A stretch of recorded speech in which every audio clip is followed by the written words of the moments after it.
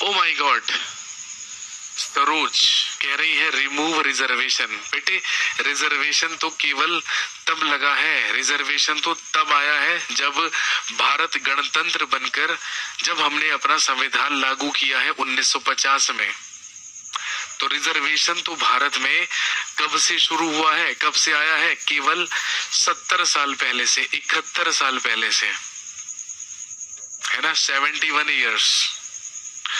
ठीक है ना। लेकिन जिस चीज की मैं बात कर रहा हूं, ठीक है, जिस चीज की मैं बात कर रहा हूं वो हमारे देश में हजारों सालों से चली आ रही है। आपस में लड़ना, धर्म के नाम पर, जातियों के नाम पर, संप्रदायों के नाम पर। कमाल की बात है। मतलब आपको ऐसा लगता है कि यदि देश से रिजर्वेशन खत्म हो जाएगा, है ना, तो आपके माँ बाप आपकी शादियां एससीज और एसटीज में करने लगेंगे। बहुत ही गजब की बात कर दी आपने तो, ताली होनी चाहिए। वाह बेटे, मौज कर दी, है ना। आपको पता है ना, गवर्नमेंट रिजर्वेशन खत्म भी कर देगी पहली बात तो। अब तो होगा नहीं, 104वां संविधान संशोधन हो चुका है, 2030 तक तो नहीं होगा, क्योंकि उसको और 10 साल के लिए एक्सटेंड कर दिया गया है ना। पहले वो 70 वर्ष तक के लिए था, अब 80 वर्ष तक कर दिया, मतलब उसकी अवधि को और 10 साल बढ़ा दिया गया। तो कहने का मतलब यदि गवर्नमेंट आप पर कृपा करके, है ना, आप पर कृपा करके रिजर्वेशन को खत्म भी कर देगी, तो हम लोग अपने दिमाग की गंदगियां कैसे साफ कर लेंगे? वो नहीं होगी, वो कहां से होंगी बताओ?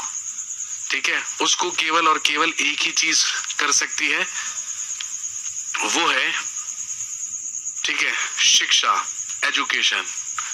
जो व्यक्ति जितना ज्यादा पढ़ा लिखा होगा, हालांकि वैसे ये बीमारी तो पढ़े लिखे लोगों में भी है, ठीक है ना, लेकिन सिंपल सी बात है, रिजर्वेशन केवल 71 सालों से चल रहा है, ठीक है, लेकिन एक्सप्लॉइटेशन, शोषण, डिस्क्रिमिनेशन ये चल रहा है लगभग 5000 साल से, 4000 साल से, 4500 साल से।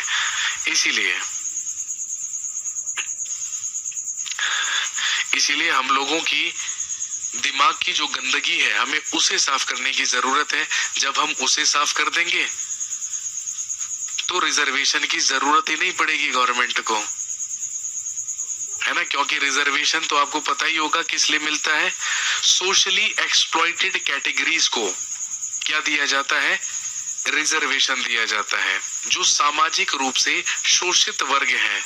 तो यदि आप सामाजिक रूप से उनका शोषण करना बंद कर देंगे तो रिजर्वेशन अपने आप खत्म हो जाएगा, है ना। लेकिन कैसे करेंगे?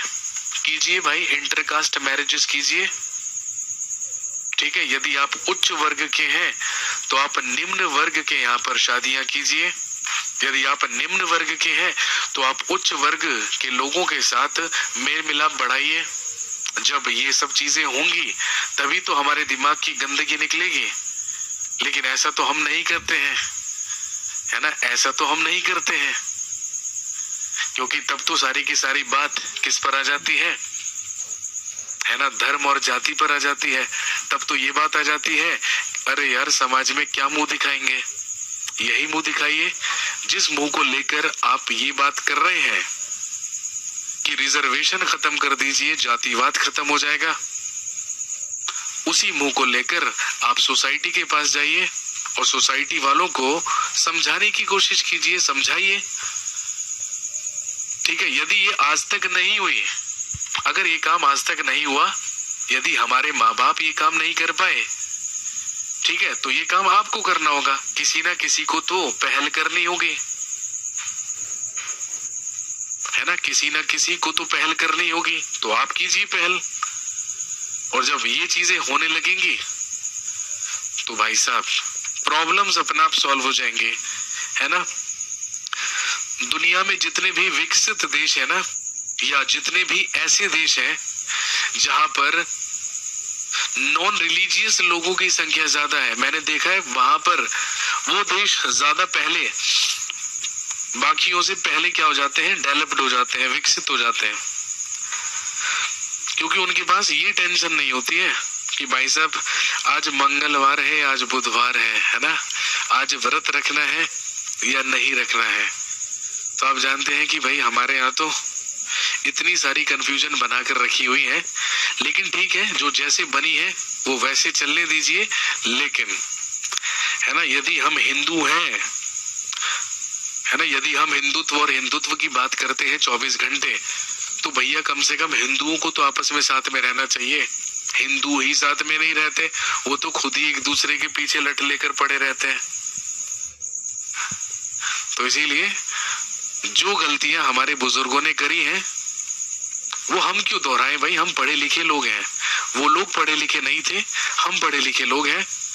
हम आने वाली जनरेशन के लिए बेटर एग्जाम्पल छोड़कर जाएंगे, जरूर जाएंगे, ठीक है ना सर। लेकिन बुजुर्गों की राह पर चलना चाहिए, ठीक है भाई। तो अपने घर में बाल विवाह करवाइए, बुजुर्गों की राह पर चलिए, ठीक है। अपने घर में सती प्रथा को फॉलो कीजिए, बुजुर्गों की राह है, ठीक है। अपने फैमिली और परिवार में सती प्रथा को मान्यता प्रदान करके सती प्रथा चलाइए, ठीक है। विधवा पुनर्विवाह पूरी तरीके से बंद करा दीजिए, बंधवा मजदूरी दोबारा से शुरू करवा दीजिए, क्योंकि बुजुर्गों की देन है भाई। बुजुर्गों की राह पर हमें चलना चाहिए, है ना बेटे। डिपेंड करता है बुजुर्गों की राह सही है या गलत, है ना। सती प्रथा भारत में, है ना, औरत के पति के मरने के बाद उस औरत को चिता पर जिंदा जला देना, एक बार करके दिखाओ अपनी कम्युनिटी में, अपने परिवार में, एक बार करके दिखाओ ऐसा, तब पता चलेगा बुजुर्गों की राह सही थी या गलत, है ना। जरूरी नहीं है कि बुजुर्गों की हर राह सही हो। समाज में रीतियां फॉलो होनी चाहिए, हमें रीतियों का पालन करना चाहिए, लेकिन कुरीतियों का नहीं, है ना। जमीन आसमान का फर्क है रीति में और कुरीति में। जो रीतियां हैं वो हमेशा चलेंगी, वो हमेशा निभाई जाएंगी, लेकिन जो कुरीतियां हैं वो समय के साथ साथ क्या होंगी, चेंज होंगी, उनमें रिफॉर्म्स होंगे, उनमें सुधार होंगे, जो कि बहुत जरूरी है। लेकिन तुम ठहरे लकीर के फकीर, तो तुम्हारा कुछ नहीं हो सकता। तुम केवल और केवल झंडे लेकर सड़क पर निकलिए और नारे लगाइए, आयोडेक्स मलिए, काम पर चलिए, क्योंकि अगले साल उत्तर प्रदेश में चुनाव है। आप जैसे युवाओं की बहुत जरूरत पड़ेगी।